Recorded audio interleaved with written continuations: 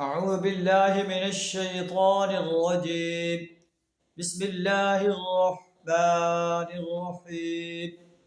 وكأي من آية في السماوات والأرض يمرون عليها وهم عنها معرضون. صدق اللہ العظیم.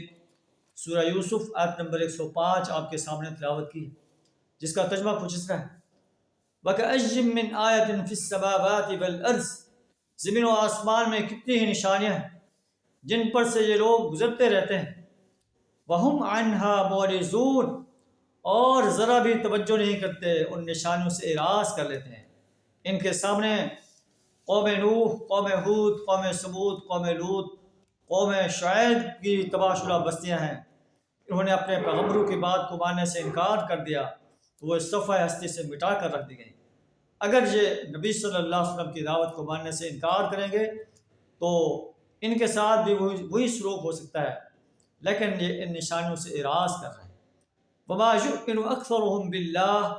ان میں سے اکثر اللہ کو مانتے ہیں مگر اس طرح وہم مشرکون کہ اللہ کے ساتھ دوسروں کو شریک ٹھہراتے ہیں، دوسروں کی بھی پرستش کرتے ہیں، اللہ کے ساتھ دوسروں کی بھی بندگی کرتے ہیں، اطاعت کرتے ہیں، غلامی کرتے ہیں. کیا اس بات سے خوف ہو گئے ہیں ان تأتیہم غاشیۃ من عذاب اللہ، کہ اللہ کی طرف سے کوئی عذاب آ جائے، یا او تأتیہم الساعۃ بغتہ، یا اچانک قیامت کی گھڑی آ جائے. وہم لا یشعرون. انہیں شعور بھی نہ ہو. اس وقت سے یہ بے خوف ہو گئے. کیا انہیں اللہ کے عذاب کا خوف نہیں؟ قل، اے نبی صلی اللہ علیہ وسلم کہہ دیجئے، ہذہ سبیلی ادعو الی اللہ. یہ میرا راستہ ہے، میں تمہیں اللہ کی طرف بلا رہا ہوں. ایک اللہ کی بندگی کرو، ایک اللہ کی پرستش کرو، ایک اللہ کی غلامی اور اطاعت اختیار کرو.